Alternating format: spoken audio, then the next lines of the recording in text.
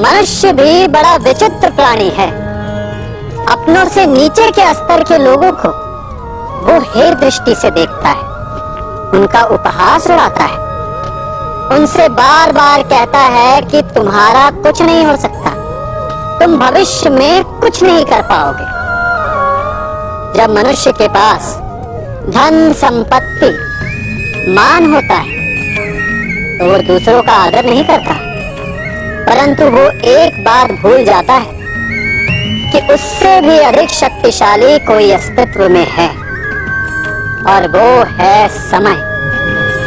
काल काल अपना चक्र कब बदलेगा ये कोई नहीं जानता। समय अपनी करवट कब लेगा ये कोई नहीं जानता। कोयला भी समय के साथ साथ हीरे में परिवर्तित हो जाता है। इसलिए जीवन में कभी भी किसी का भी उपहास नहीं उड़ाना चाहिए।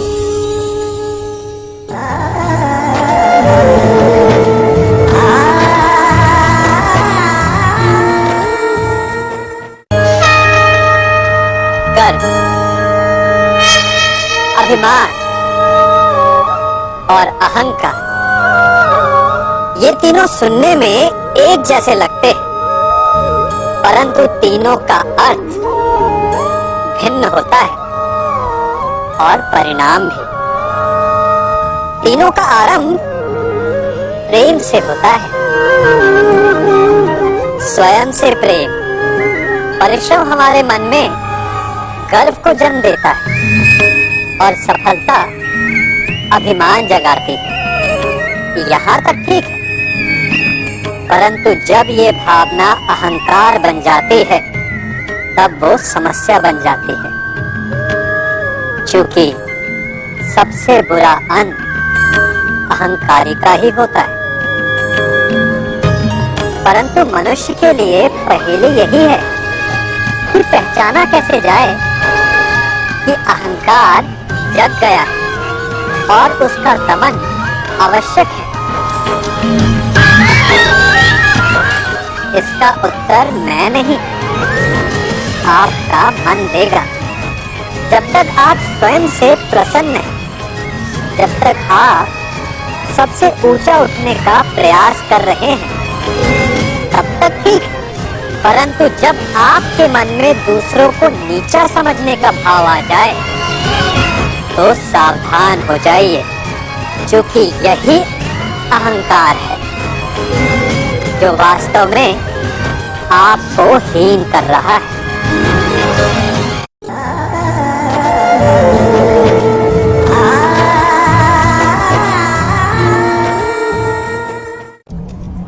हमारा शरीर प्रकृति का एक महान आविष्कार है। इससे जटिल संरचना संसार में और कोई नहीं। हमारा शरीर जितना जटिल है, यदि इसे ठीक से जाना जाए तो इससे अधिक सरल ज्ञान देने वाला और कोई नहीं। हमारे शरीर में 5 इंद्रियां होती हैं जो हमें भाव, गुण और वस्तुओं का बोध कराती हैं। हमारे पास आंखें, नाक है, स्पर्श के लिए त्वचा है, कान है और जीवा है। सब पर भिन्न भिन्न कार्य है। आंखों से देखना, कानों से सुनना, नथनों से श्वास लेना, त्वचा से स्पर्श करना और जीवा से स्वाद लेना। परंतु क्या आपने कभी सोचा कि प्रकृति ने हमें 2 आंखें दी, 2 नथने दी, 2 कान दी, स्पर्श के लिए ये पूरा शरीर दिया, परंतु जीवा केवल 1 दी? ऐसा क्यों? क्योंकि प्रकृति चाहती है कि हम देखें अधिक, सुने अधिक और ज्ञान अधिक अर्जित करें, बोले कम। क्योंकि अधिक वाचाल नाश को निमंत्रण देता है। स्मरण रखिएगा।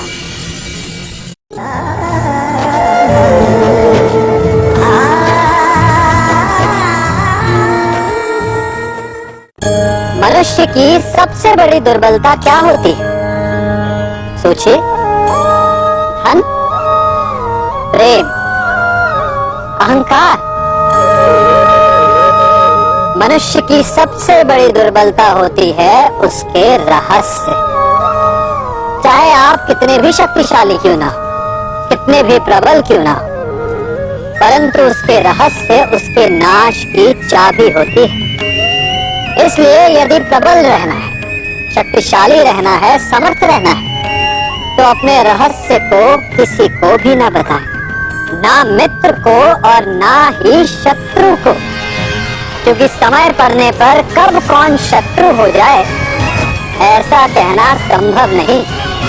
विभीषण को रावण के अमृत कुंड का ज्ञात था, इसीलिए प्रभु श्री राम रावण का वध करने में सफल हो सके। इसलिए उचित यही है कि आप अपने रहस्य को स्वयं तक ही सीमित रखें।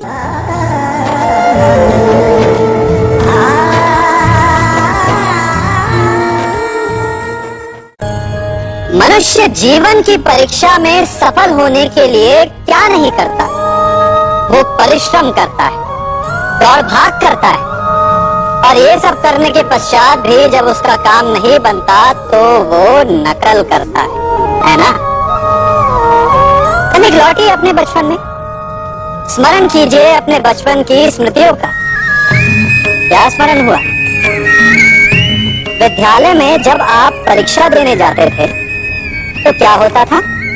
आप ना सही, परंतु कोई ना कोई सफलता पाने के लिए नकल करता ही था और उत्तीर्ण भी हो जाता था, है ना? परंतु जीवन की परीक्षा ऐसी नहीं होती। नकल करने वाला सफल नहीं होता। कारण विद्यालय में सबके प्रश्न पत्र एक होते थे, परंतु जीवन के प्रश्न पत्र और उनकी कठिनाई सबके लिए भिन्न होती, तो निश्चित रूप से उनके उत्तर भी भिन्न होंगे ना।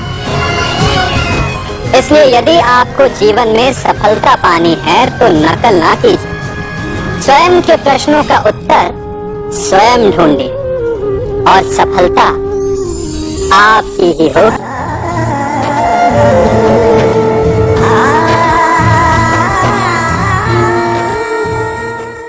जब सागर का जल बाष्प बनकर उड़ता है तब वो हमें दिखाई नहीं देता। मेघ उस जल को अपने भीतर छिपा लेते हैं, लंबी यात्रा करते हैं, प्रयास करते हैं कि वो जल सदा उनके भीतर छिपा रहे। परंतु जब वायु का वेग उन्हें उड़ाकर किसी पर्वत से ले जाकर के टकरा देता है, तब उन मेघों को बरसना ही पड़ता है, क्योंकि यही नियति है, यही प्रकृति है, क्योंकि जल को सागर में जाकर मिलना ही है। ठीक ऐसा ही हमारे साथ भी होता है। हम सत्य अपने मन के मेघों में चाहे जितना छुपाने का प्रयास कर ले, परंतु समय की आंधी उसे वास्तविकता के पर्वत से ले जाकर के टकरा कर हमारे समक्ष ले ही आती है। जिस भय के कारण आप सत्य को सामने नहीं लेकर आना चाहते, एक दिन वही भय हमारे समक्ष आकर खड़ा हो जाता है और फिर हम लाचार हो जाते हैं, क्योंकि हमने उस भय का सामना करने की तैयारी नहीं की होती। इसलिए सत्य से भागे नहीं, उसे छिपाए भी नहीं, उसे स्वीकार करें। भविष्य की बड़ी विपत्ति से बच जाएंगे।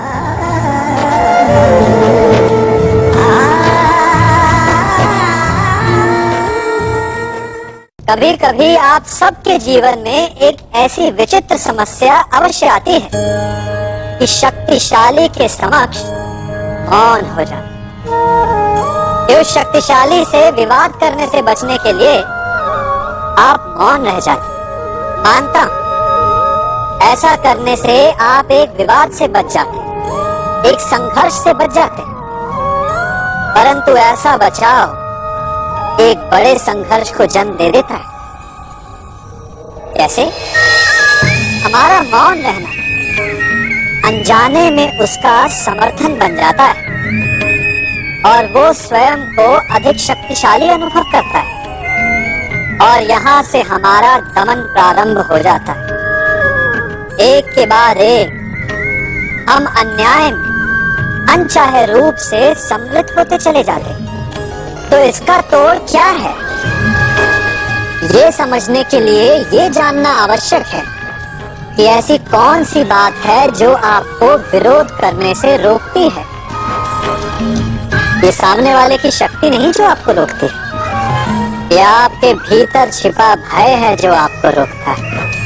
हाँ, कभी कभी भय आपकी सुरक्षा अवश्य कर सकता है, परंतु साथ साथ ये भी जानना आवश्यक है कि ये भय ही है जो आपको मौन भी रखता है। इसलिए अपने मन से भय को निकालिए और खुलकर अनीति का, अन्याय का विरोध कीजिए, और फिर देखिएगा आपका मन कितना मुक्त, कितना हल्का अनुभव करेगा।